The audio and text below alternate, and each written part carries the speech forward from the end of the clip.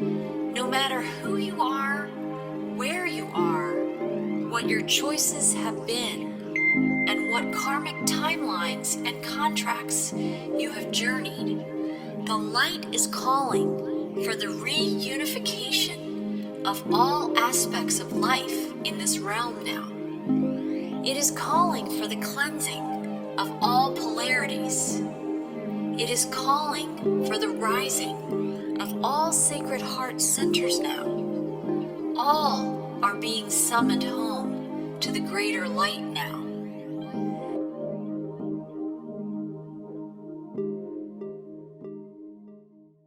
Hi, and welcome everyone to Whole Soul Mastery's Live Well, Live Whole podcast series. I'm back again today with Ameera Beth, or you may know her as Ameera Atlantis. And we're going to be talking about many things today.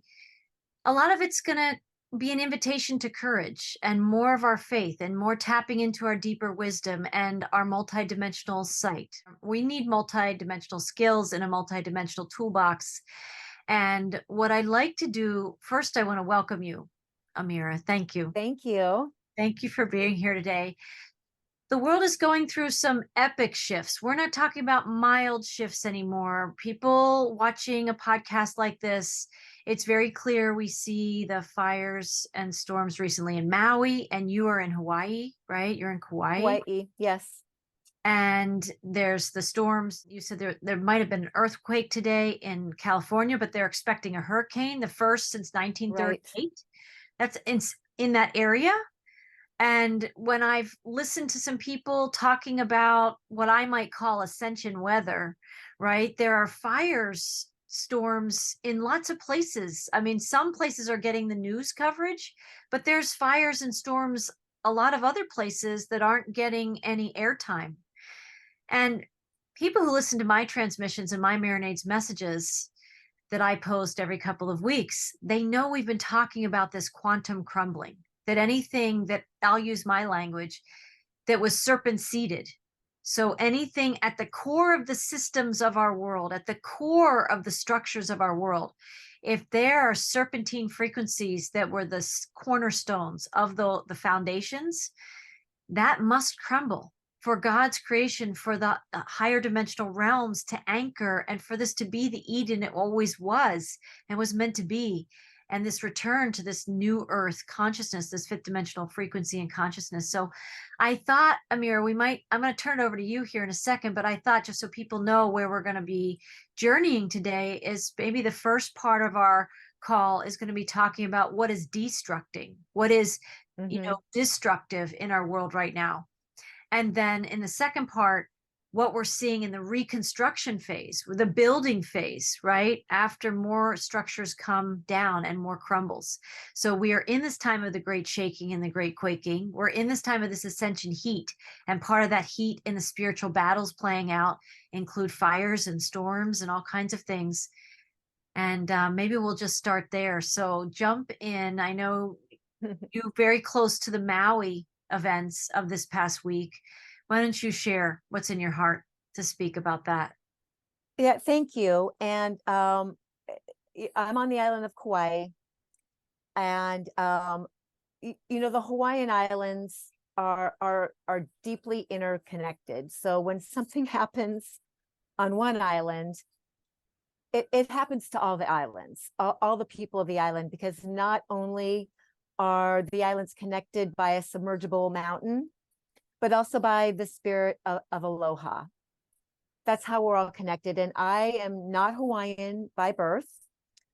I have been on Kauai 7.5 years, and I've been blessed enough to call this land home. This land has fed, clothed, and housed me for 7.5 years. So while I am not Hawaiian by birth, my heart is here as a steward of the land and a feeling for the people and a respect for the people. So when I talk about Maui, I want to do so with great respect.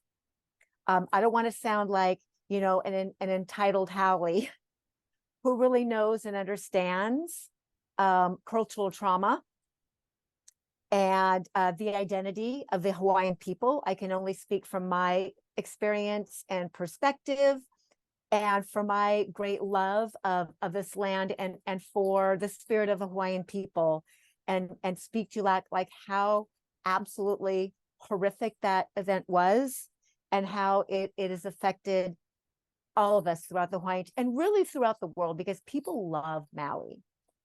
Everybody loves Hawaii. And if you've been to Maui or been to Lahaina, like those are very special and significant places to people all over the world. So when this happened, it not only, traumatized Maui or the people of Hawaii, it was a worldwide Right. trauma. It was an across the board, like the whole world went, no, not Maui.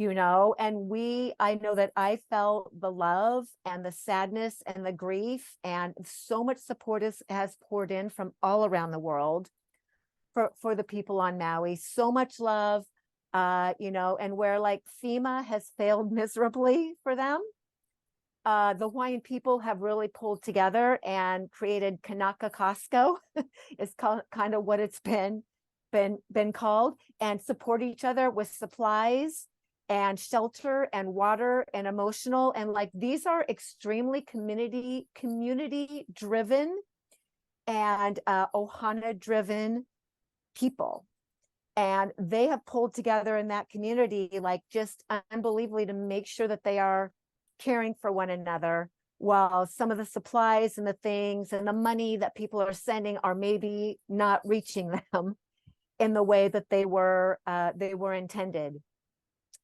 FEMA is a corporation, and FEMA has their politics and their protocols, and in my opinion, they don't always think about what's the best for the greater good. Like if it were me in charge, it'd be like, get the supplies to the people. Now, That's the thing that matters most. Help these people now. And instead of there's all this BS and all this red tape and all the things. So it's been very beautiful for me to witness, and I'm sure the people on Maui to experience all this love and all this support and all this coming together of the world.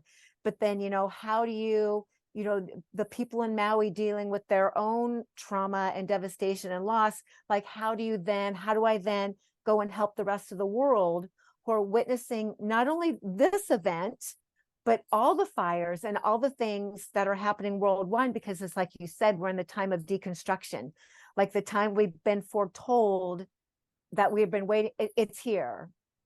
The creative destruction is what I call it. Create, destroy, recreate. That's a cycle of God and life. Everything comes into form. Everything comes out of form, destroys. Everything recreates itself anew. So how do we then, as healers, go through and walk with people during the deconstruction time and help them to carry on, and help them to raise their vibration, and help them to come up out of their own grief and sorrow and really fear? Because I'll be honest, part of me felt like, the Hawaiian Islands, like Hawaii, were in a little bit of a bubble from the rest of the world, right? We're like protected and in this great high vibrational bubble. And it was shown very clearly that that's not true. That I we are think the just as Lemurians thought vulnerable. that. I think the Lemurians thought that they were in a bubble, and it's still a frequency there. Yeah. We're just as vulnerable as any other place on the earth. And we're seeing that. I think there's a number of components that I wanted to respond to that you just shared. Number one, I can't imagine being you and other people like you that weren't directly affected, but like you said, in all the ways of the energy of aloha and the mountain ranges that Right. connect the soul of that space on the planet.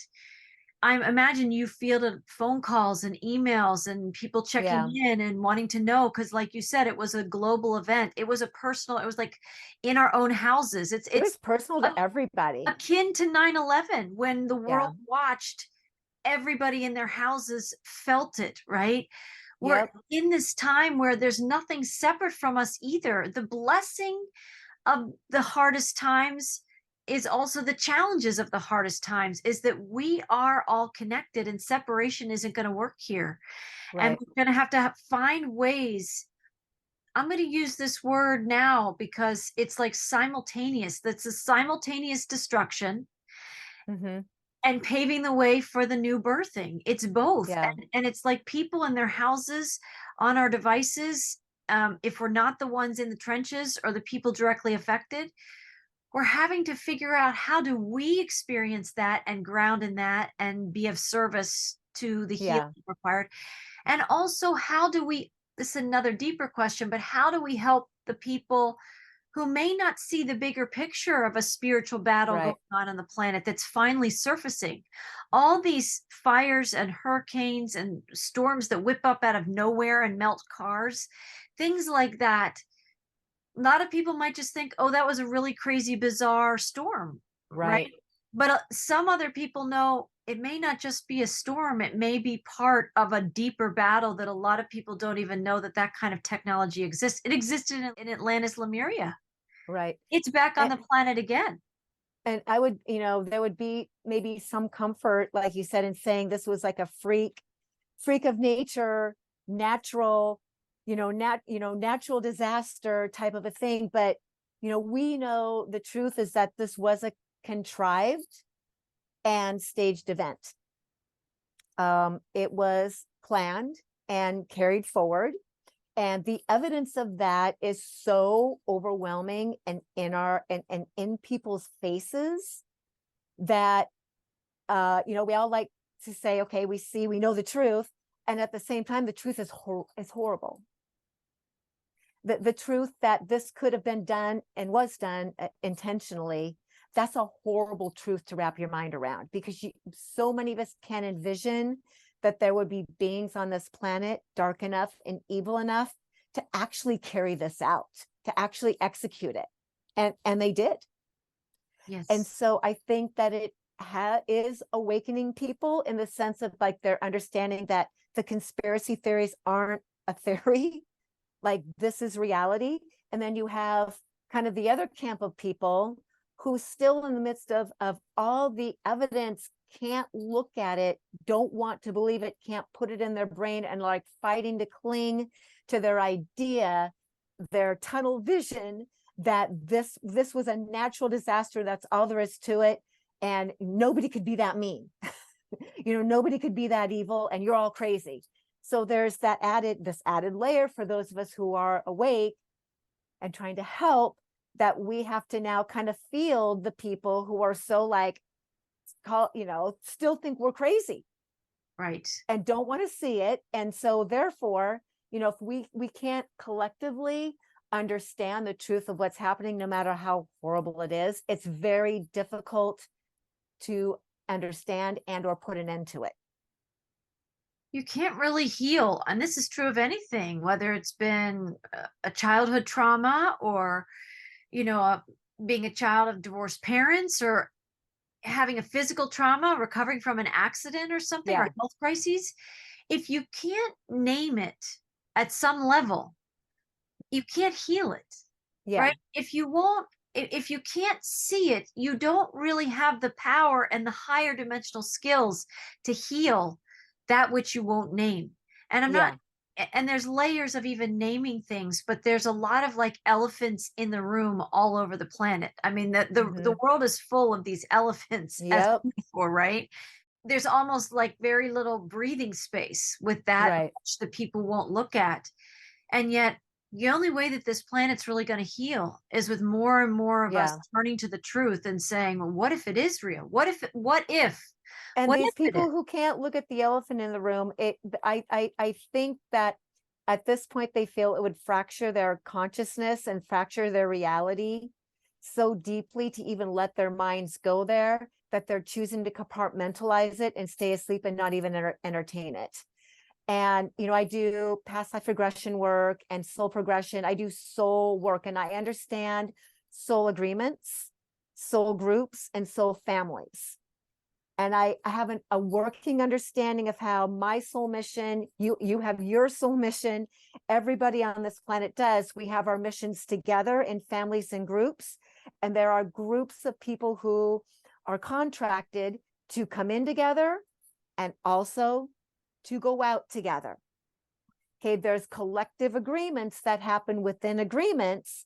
And because I don't know your soul contract with God and you don't know mine, Like it's hard to understand when things happen that we don't understand why, because that is an agreement or something we came in with through our soul stream or this particular community of people to accomplish. At the So, deepest levels, like how many people are not aware of what you just said? That's huge. so that, you know, I am working very, very hard on my judgment. And last night I was with a group of very good friends. We had a dinner, my yogi community, and they're all, you know, lovely, awakened people for the most part in many aspects, but awakening can be compartmentalized also.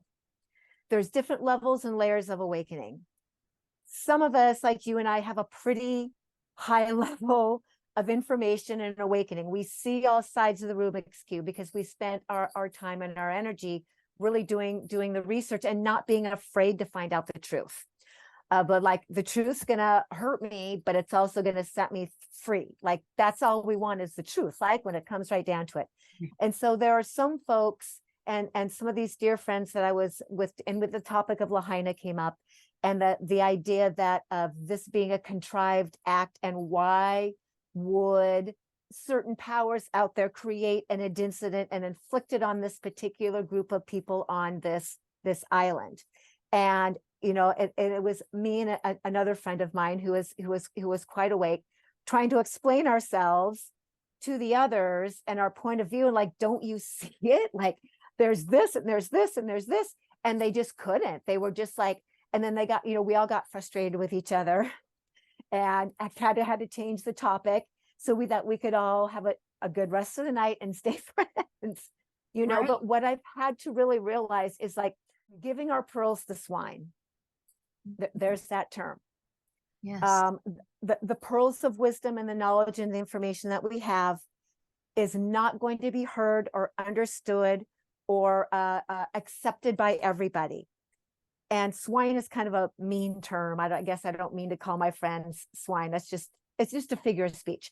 And what I've had to go back and remember is to follow my own advice and my own words, that not everybody is came in wired or contracted for that level of awakening, because their soul decided this is what, and there's no judgment around it.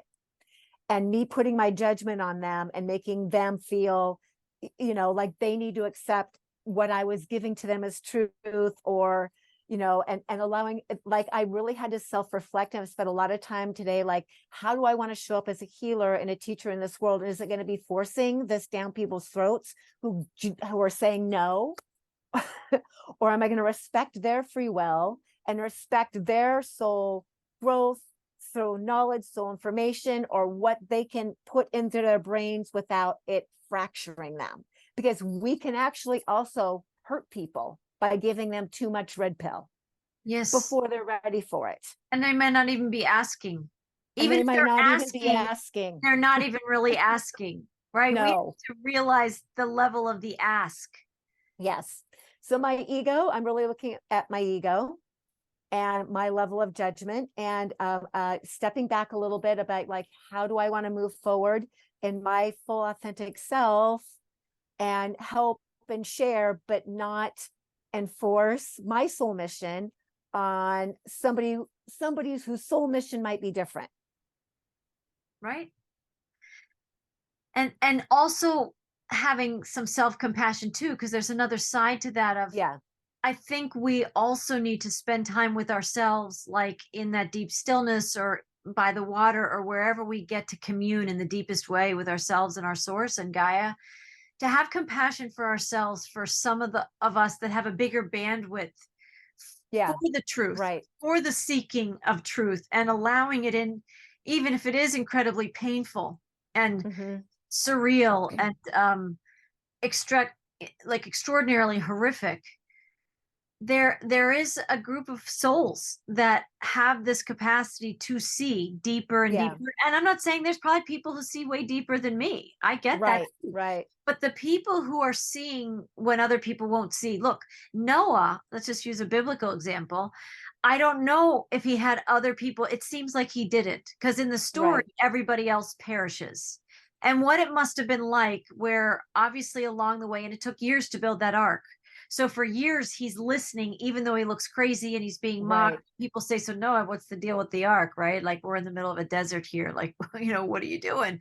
And he tries to tell them, and it just falls on like deaf ears, or the people are just like, you're crazy. We're nowhere near water. We're nowhere near any way, anyhow, that what you're saying could even happen. And Mm-hmm. yet he still builds the boat. And maybe for him, there was no support group. Maybe that Yeah. his family was the support group and that was it. And not to say they weren't tested, because Right. there had to be days where they were like, this is too much to Why carry. are we doing this? Why, what are we doing? And we could Yeah. just live like they are, and we don't have to talk about it quite so much, or we don't have to be so passionate about whatever it is. Like, we do have to have compassion also.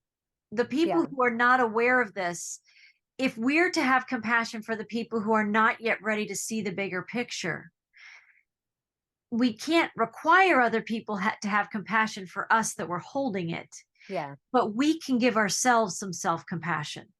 Yep. I had to go back and remember the time when I wasn't awake and when I wasn't aware of any of this and when I wouldn't have heard it. And I'd again really check my ego and be like, okay, Ameera, you've not always been the awakened one and had all this. So what are you doing judging people who are on their own path or their own time lock for it? It's frustrating. It is. And at the same time, I have a choice. We have a choice of how we want to perceive those instances and how we want to show up. And I know that I have a job to do, and you have a job to do. And the best thing I can do is put my energy towards others who are on the same mission and who understand and will help propel the mission forward. Right. Well, I want to talk about some tools we might use to ground in any kind of storm, in anything that's unsettling. It doesn't have to be Yeah. fires. It can be a loss of a job, or, a loved one passing unexpectedly. It could be any of those things, but there's a lot of, there's a lot of a lot right now. And I think people listening to this, most of them will get that, right? So Mhm. maybe we want to talk about how we ground a little bit before we move into the builders, the reconstructors, right? Those, because the people who have the greatest vision to see the deeper darkness have greater visions to see the light that's coming too, the new creation. Right. And as we're acknowledging and having the self-compassion, I go back to and I ask myself, like, what are the things that I do to ground when other people around me are rattled, or when I get rattled? I mean, we all can Right. be. What do you do, Ameera? What are the things that you do that really give you the biggest, clearing or a breath, where you actually are like, oh my gosh, that helped me so much? I mean, and for me, I'm always desiring to keep my vibration and my frequency and my joy level as high as I can, which I think is like all of our goals, right? We like to keep our joy level high. But even in times of like, recognizing and feeling the level of grief and within this Maui event, even staying neutral can be a challenge, let alone being in joy. Most of it just want to get to the neutral point where when we come up out of despair, in despair and abandonment and hopelessness, when these events happened, they are also designed to bring us down, to like help our vibration to plummet. Abandonment and despair and hopelessness are wounds of Atlantis. They are the scars and the core wounds that we carry forward from Atlantis, the last fall 13,000 years ago, when we really thought all was lost and that we had failed and that we had been abandoned. This is the core wound of humanity that we have been attempting to heal. The shame, the guilt, the despair, the abandonment, all those really deep, dark, vibrational imprints and patterns that seem to be so prevalent in humanity. And when these events happen, it is designed to re-traumatize us and to bring those patterns back up. So it diminishes our power or diminishes our ability to feel and act in our power. So when this happened, it was very clear to me that was part of their greater plan, was to suppress and steal the joy out of so many of us as they could, really push humanity down. So for me, it was a daily practice of, being in nature is always a good one. Like that's always good. But when is like being in nature and all the kind self-talk. When is that like not enough? Are there moments when I'm doing all the right things and I'm doing all my practices, but I just can't bring myself at least back to that neutral point? And I think that's where a lot of people are at right now. And I think that's where a lot more people are going to be as these events continue to unfold. There's a feeling of hopelessness when you can't do anything to help the suffering of others or the suffering of nature. It's like there's hopelessness in that. And when there's hopelessness in that, that feeling of what's the point of going on? You know, is this ever fixable? Like all these things are going through people's mind as they're going through the grieving process. So number one, we need to grieve. We need to allow ourselves to grieve. We need to allow ourselves to feel like crap and know that that's okay. And it's part of the acknowledging of this human part of us that needs to be cared for like a little child. Okay. And allow yourself to feel terrible and to have those moments of the tears or whatever comes through you. And then for me, it's remembering that the greatest way I feel that I can help the planet is not through my tears and my grief and my lamenting, but through creating, being a creator, and through living life in as much joy as I can and not being ashamed or feeling guilty for all the wonderful blessings that are in my life because somebody else right now isn't getting that.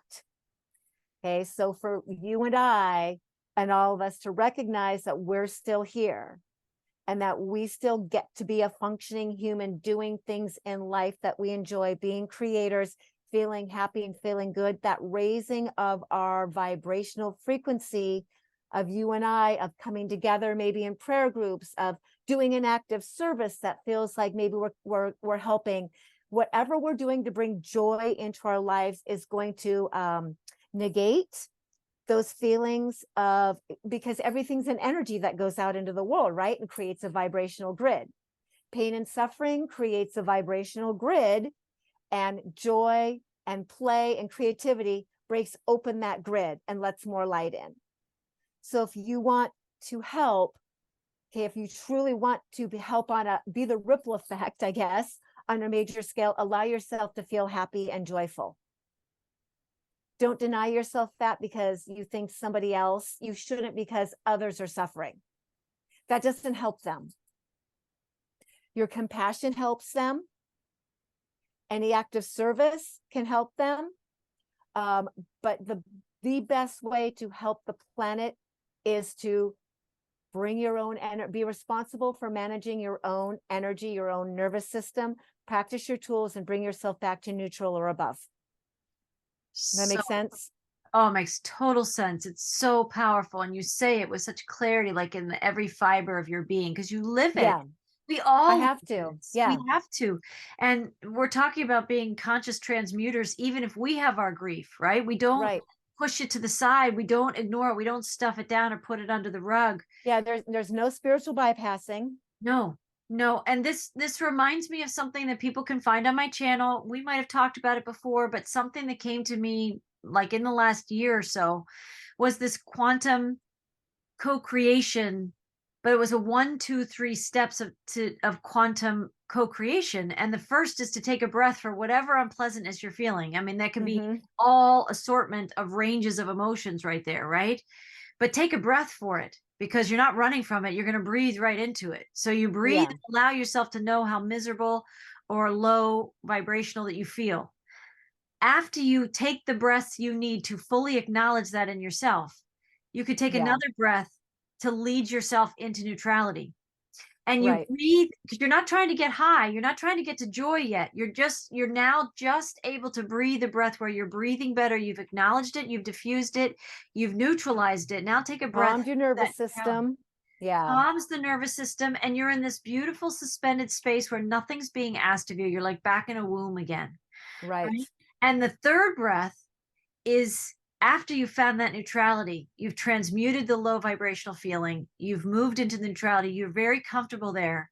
And when you feel like in the next breath, you're not going to fall back into the first state you were just in. Once you're truly in that neutral space, you take a third breath and you join source. This is what was given to me. And you stand next to source who's saying to us, what do we want to create in the next breath? Right. Right. Oh, beautiful. Right. And that's the 1, 2, 3. Like some people get there one breath for that, one breath for the neutrality. Once you practice it enough, but initially you're taking like 10 breaths, or you're trying to breathe all Yeah. day just to breathe through the grief you're feeling. There's no time container on any of those segments, but you can actually feel yourself moving. And what's moving you and healing you is the breathing. It's allowing Right. yourself to breathe into what Mm-hmm. this is and move different octaves of timelines in your consciousness. It's amazing how effective that can be. And I think Yeah. you And were talking about that. within the breaths is a acceptance and integration. And when we can accept and we can integrate, that gives us a foundation to begin to rise from. Yes. The precipice forms at Yeah. that, with that grounding and that breathing and that allowing. So, and I echo everything that you said about being in nature or, but for me, once I get to that neutral space, I need to channel this energy of creativity, which moves Right. me into doing, even if it's just breathing and being willing to be a creator being. That's a Right. creation. Being willing to Yep. be a creator is a creation. That I'm actively doing something instead of receiving the information that's so painful. Right. Yeah. So that's very powerful, of like moving these things through our bodies and our consciousnesses, and not joining the lower timeline and staying there. We know when we Yeah. go low, there is an opportunity to move ourselves into that joyful space, but we need a few octaves of breath to get ourselves there, Yeah. or time in nature, or stillness, or meditation, or whatever's going to work for us. So we've acknowledged that there's things going on, Maui, California. There, I saw on the news today that there's fires in New York and Brooklyn and New York State. But if you look, there's storms or impending forecasted storms, but a lot of fires going on in other places in the world that aren't necessarily even being reported. We know we're in Right. this time of ascension heat. I'm calling it ascension heat, but in that heat is the heat of the battle as well. There's this spiritual battle going on. Yeah. So if we're in this podcast acknowledging that there are truths going on that are deeper truths than many people want to see, and there's all different octaves of consciousness, which we've acknowledged, there's also this awareness, if you can breathe yourself into this place of being a creator, and that the destruction is going to bring reconstruction. It's going to bring a whole new creative cycle of time on the planet, where so much, like a renaissance of creativity. Yeah. What do you see? Can you see beyond this timeline of storms? Can you see into that? Do you feel? The one thing that I know to be true to my core is that we really are here to birth what I call the new Earth, Atlantis. Like that is the destination, and other people, the new Earth. There are many other terms for it. I believe that we are here as a collective to help to birth and witness, like you said before, Eden on earth. And along the way, we were told, and I'll be really honest with you. I remember when I was sitting with my council and I was deciding to come back and take on this mission. I don't remember it was going to be as hard. We tend not to. And I think so many things have been inserted that have made it harder than we originally were told or thought it would be. The star seeds came in, the indigo children came in so strong and so powerful that this other force, the dark, went, oh well, there are things that we didn't necessarily know were going to be thrown at us that have made this a more difficult journey than what I can remember signing up for. And you remember, we talked about our spiritual awakenings before, like the year you awakened, and then we all went through 2012, and we kind of all had this idea that it was going to really unfold fast and things were going to happen, and it's been so slow and painstaking, and the awakening and the transformation just seems to be like peeling off this band-aid, just a little bit at a time. But I think now we are going to see the quickening of all the things, of all the events that have been foretold to us, I believe we're going to have a very challenging decade. I mean, I'm not going to lie. I think this decade is going to be really, really difficult and challenging as we see more of these, destruction forces on Earth happening. Some might be natural and organic. Most of them will not be.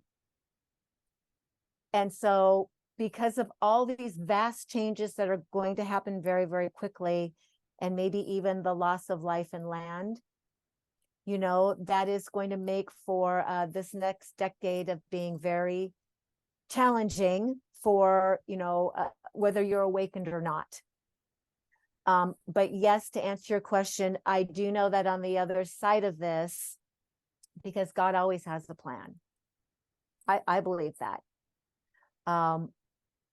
And nobody's coming to save us, right? It's going to happen through us. And I believe very deeply in the eternalness of the soul, that nothing and no one is lost in the mind of God. In Atlantis, we forgot that when Atlantis fell, that we were in a grand experiment, that we were eternal beings. We thought death was the finality because we forgot. And there was so many levels and layers of deaths that we experienced. So in this reality, in this simulation or experiment, it is very important for us to remember that we are eternal beings, that if your soul family, or if a soul family, a soul group, people on a soul mission come in or go out together, it's because they have contracted that this is the time lock, this is the time it's going to happen. Does that make sense? Yeah. Oh, absolutely. Trusting. It's a deep trust that souls, It's a deep things are not trust. random. They may appear random. Yes. They may appear unexpected and unanticipated. And yet at soul level, there are choices made, right? No soul leaves that isn't prepared to go. Yes. And that can be a very difficult thing to remember when we're grieving people that we love or grieving lands that we love. I have to go back to the idea that nothing and no one is lost in the mind of God, and I will always be where I'm supposed to be. I won't be where I'm not supposed to be. And you maybe take on that idea also, that, our time here is something that we have pre-contracted and agreed upon. And within that, we have the free will to make moves, where we see fit. I don't think also that we have like just one linear plan. I think that we have a general plan, our soul, and then within that comes different things and opportunities and free will to go along with that. So listen to your intuition. It's important that we all listen to our intuition. If you feel the urge to go somewhere or leave somewhere, you might want to listen to that. If you feel the urge to buy some kind of certain supplies out of a bit of preparedness and pragmatic, you should probably go do that.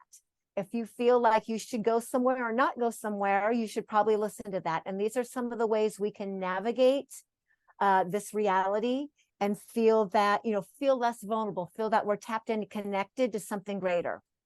Yes. So empowering. And when people even talk to themselves this way, they might feel fear, but if they take a breath for the fear and they can take a breath to get to neutrality, that's where you can, the neutral space is where you can be asking yourself and taking a breath and say, I'm open to listening. That's the listening space. It's very hard to listen when our nervous system is jacked. Yes. So if you can you do your breaths and bring yourselves back to a neutral place, even for a few minutes, generally some clarity will begin to reveal itself because we have presence within our body. Right. And I just watched this here in North Carolina. There were some events that I still don't even fully yet understand, but people in a certain section of town lost power for 48 hours. And I am connected with people who were part of bigger corporations. And so they were in service to people who were residents.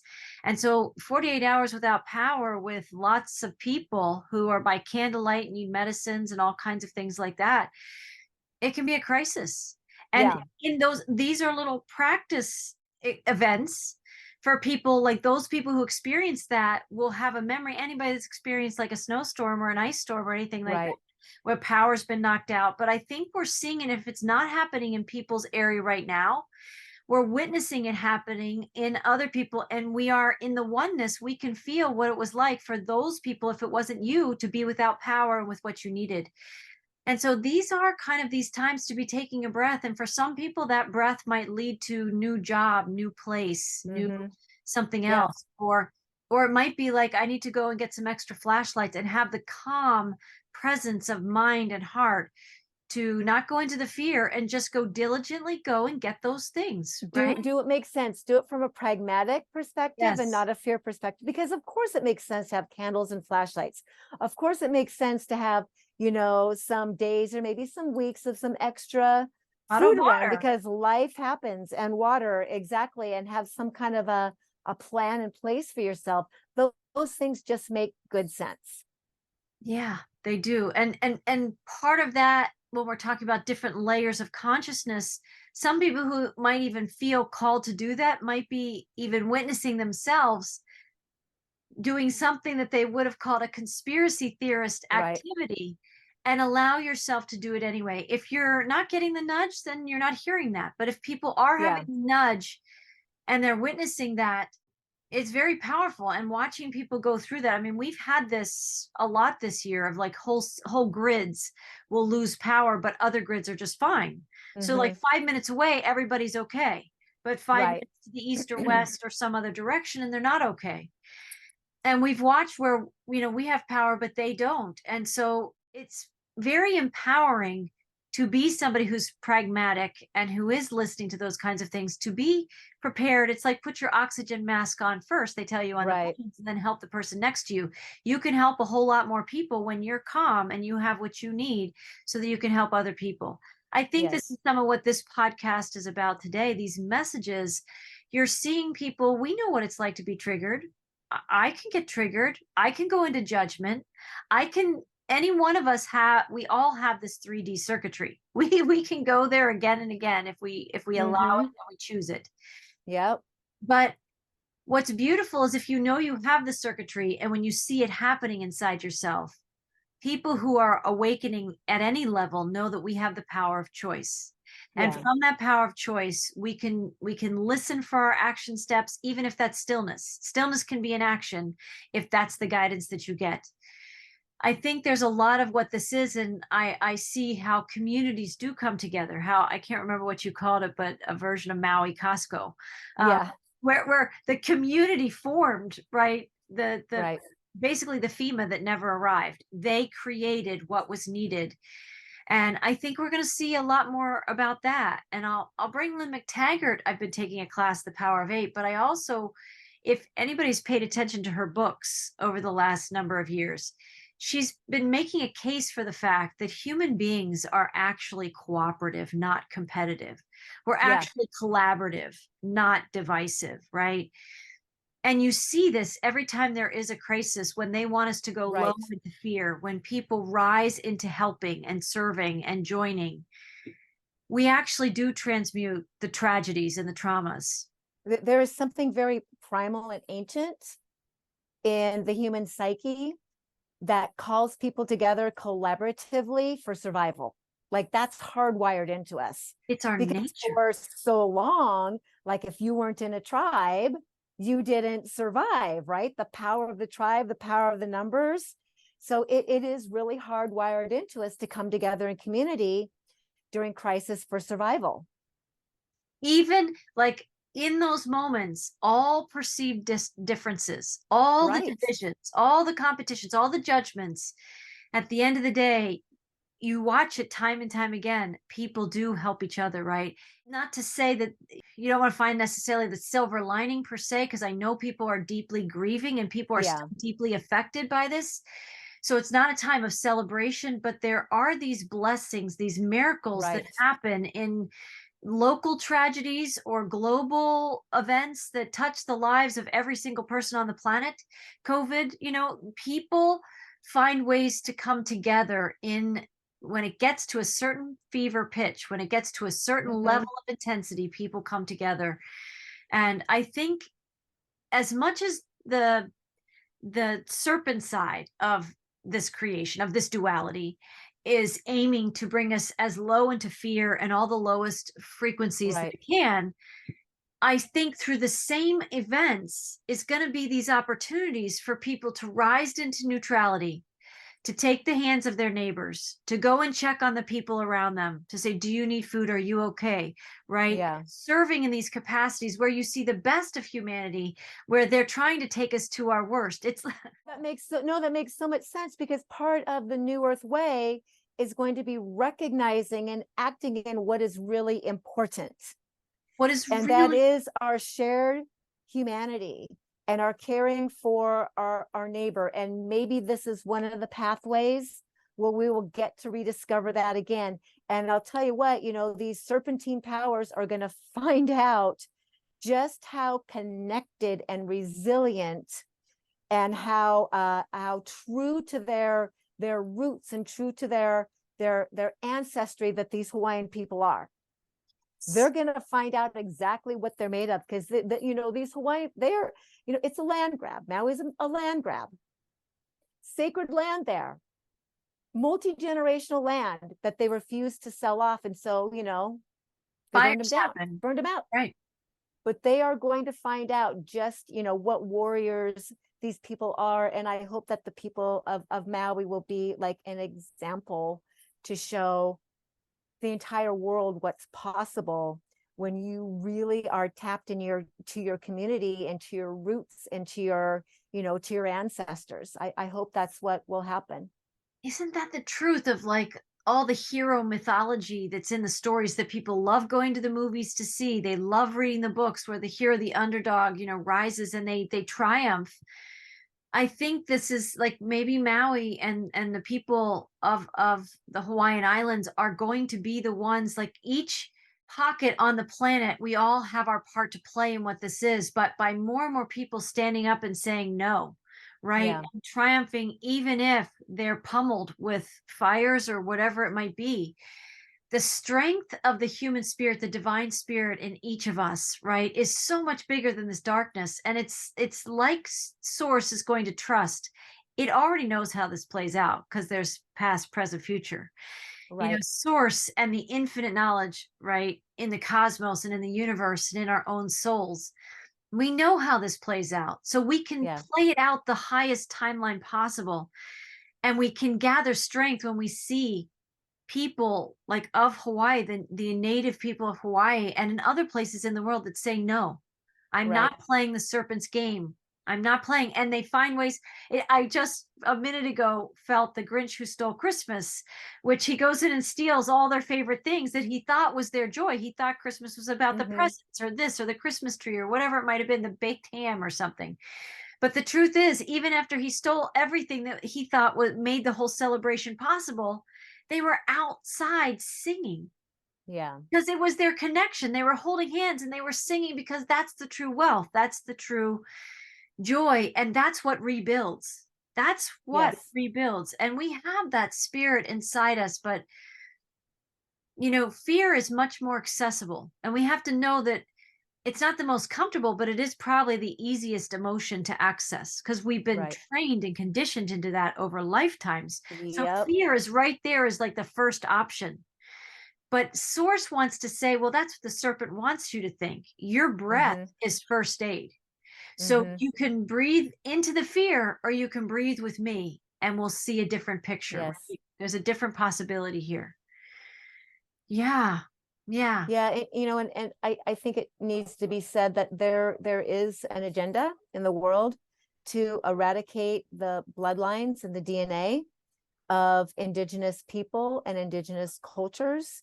We have seen it with the Native Americans who say they come from the stars. We have seen it from the Aboriginal people, the Maori people who know they come from the stars. They are associated with the Palladian. They know that they are Palladian. The people of Mu, the Hawaiian people, also know that where their ancestors came from, and their bloodlines carry codes.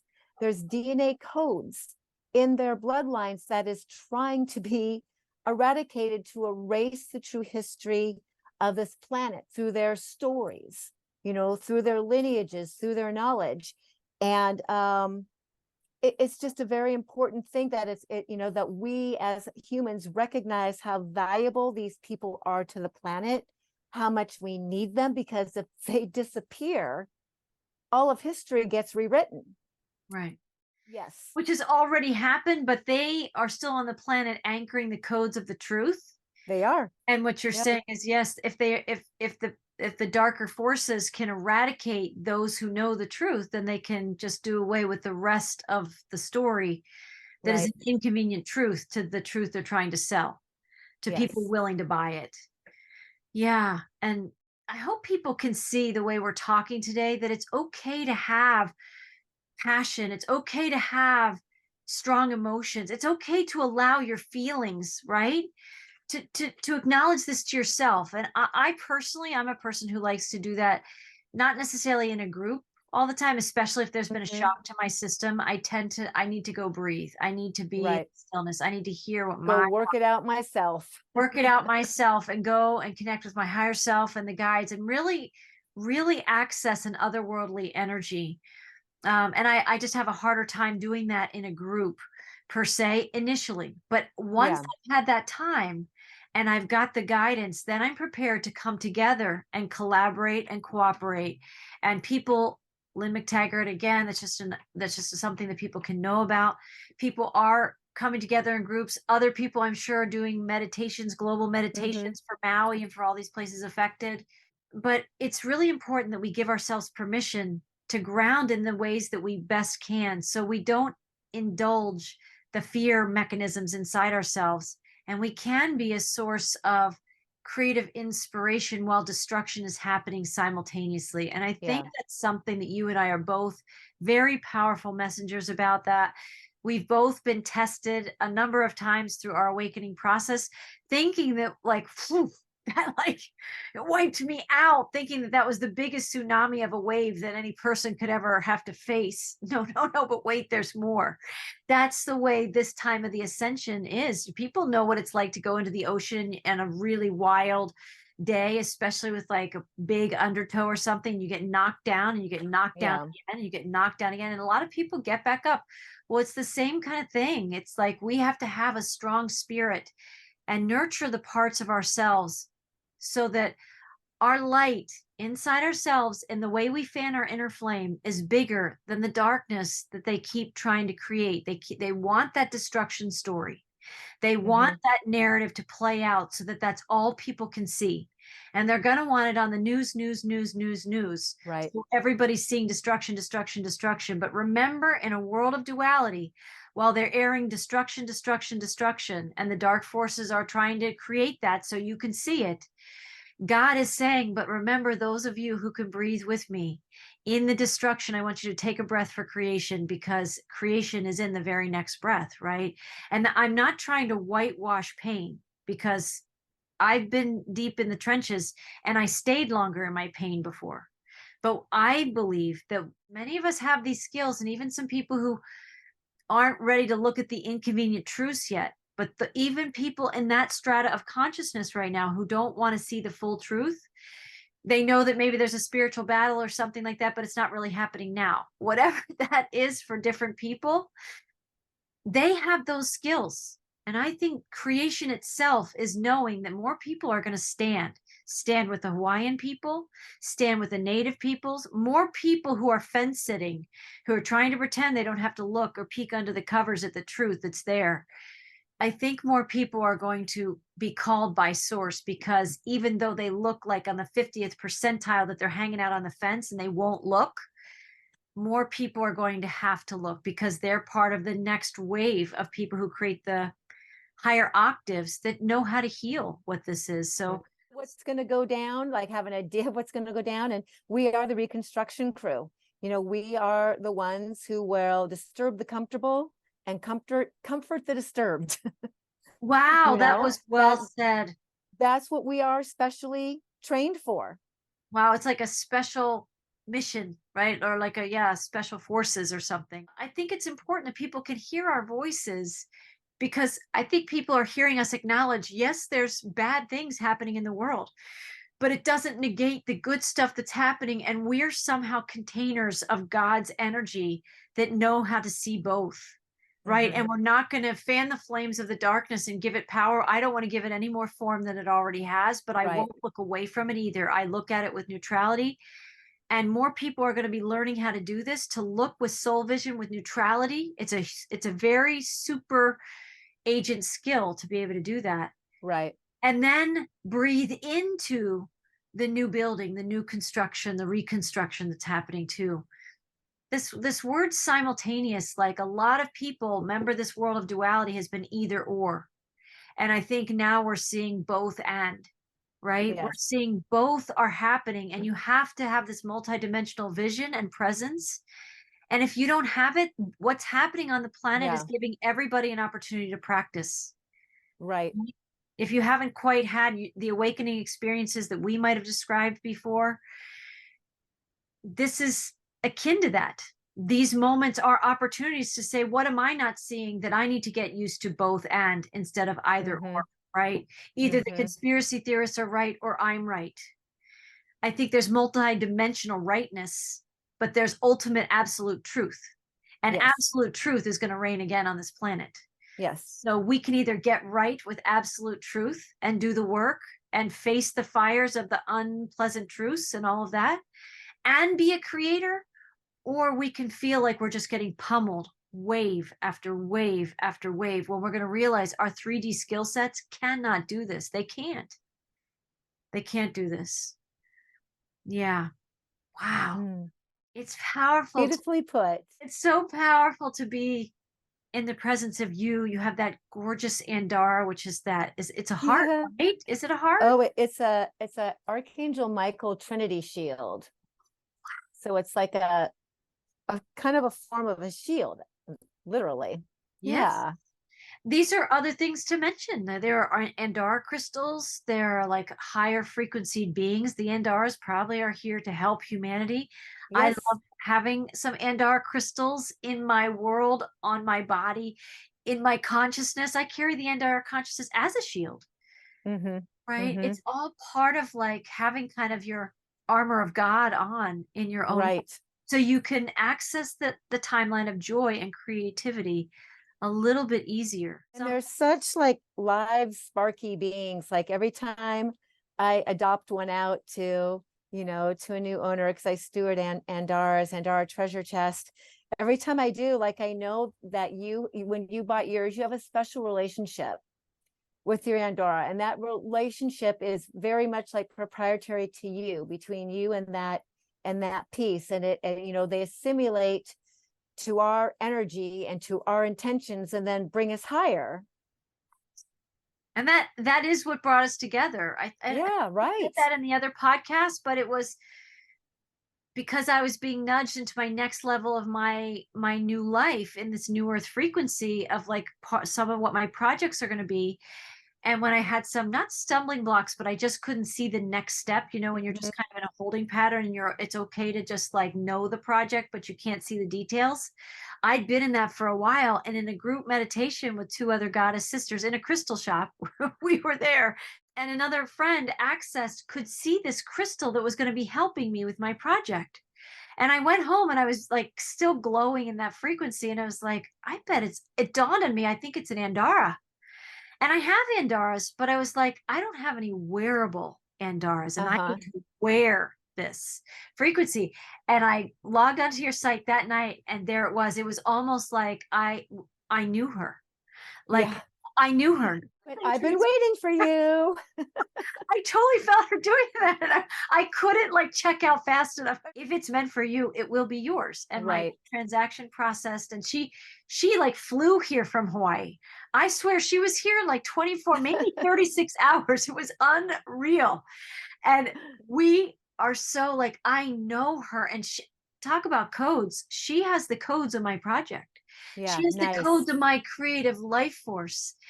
We can call these in, and you mentioned it, Andara treasure chest, that people can look up. That they can Google that, they can look for that, or they can go to your website. Tell me. AmeeraAtlantis.com. Everything's on there.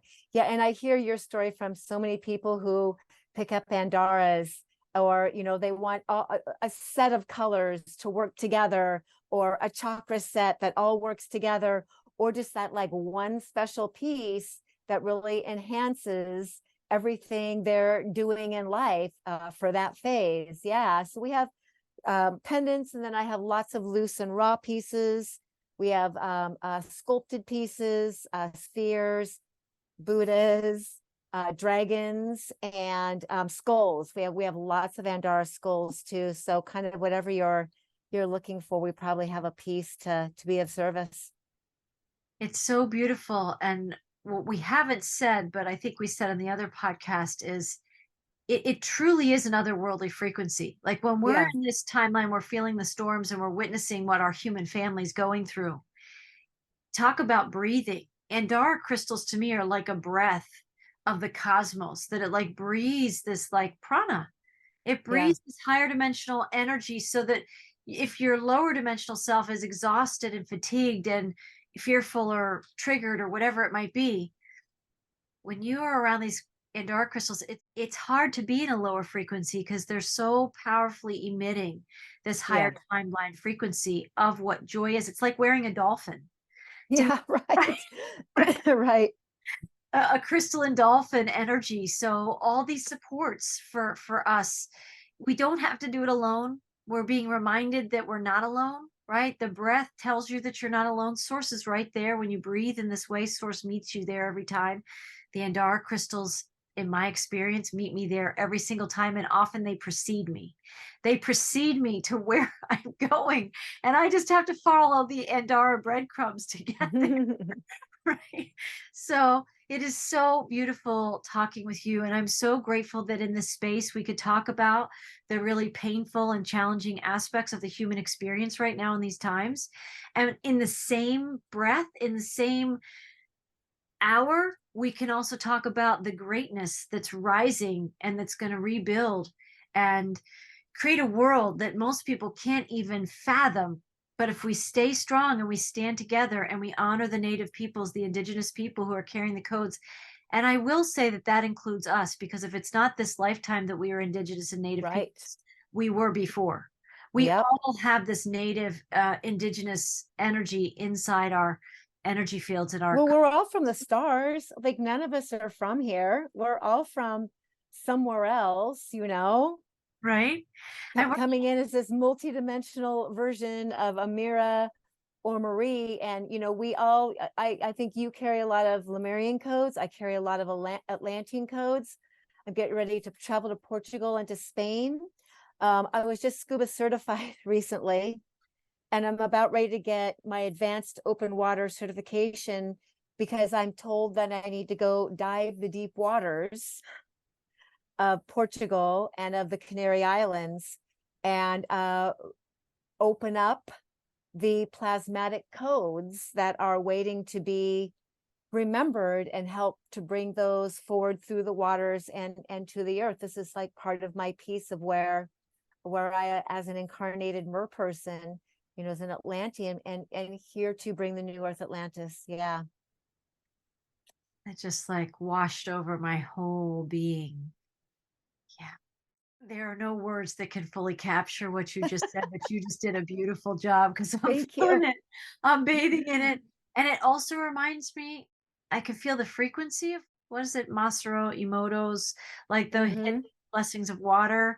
But the water, talk about codes, like the water, Yeah. our planet is holding the true story. They can't hide it. There's nowhere for the story of who we are and Right. Gaia to hide, not when water keeps a complete record from the beginning of time. Yes. I think he says that in his book, that like Yep. every sea creature, every sea kelp, every little bit of any life that lived in that ocean, there's a record of it in the And water. the same water, I mean, the water that's on the planet is the water that's always been here. So the same water that came through every single plant, animal, human being that has been, perspirationed out or breathed out or drank and peed out, goes up into the clouds and comes back down and recycles itself. So our DNA, our codes, our life force of every single event, person, every being on this planet is in that water since the beginning of time. So that's part of what I'm going to go down as an explorer, as a diver and an explorer, and help to release and open up. So those of us who are awakened can receive more, can remember more. Maybe those who are still working on their time locks of awakening, like, you know, can receive and remember those codes and help them along their path too.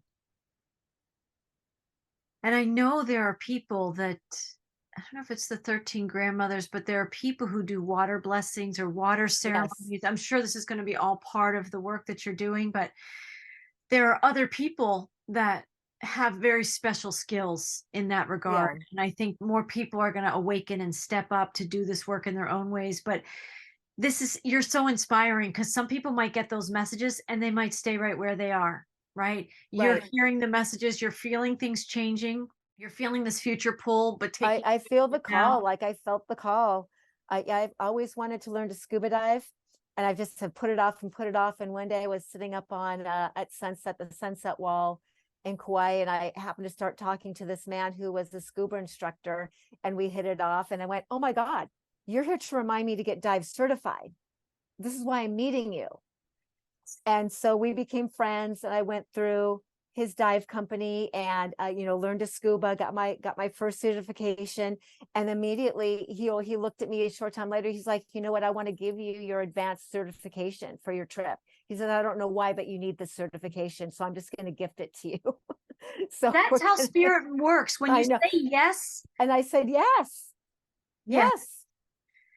And it all seems to be lining up in this perfect timing, in this flow, like but just being the energy of yes, and Yeah. knowing that you will go where you're meant And to go, trusting. and trusting the people show up. My Andara showed up when I was willing to look into the ethers of my project, that's still very much living in the higher timeline, but it's dropping into my consciousness. Yeah. There, the Andara pendant that I got from you shows up, but that was a big breadcrumb for me. Huge. Right. It was a turning point. It was a pivot for me. Didn't you So feel like so tapped in when you were like, "I need this Andar"? And you went online and it just like magically popped up in front of you. Weren't you just like, "I am such a badass. I am listening so good." Like, I love those moments.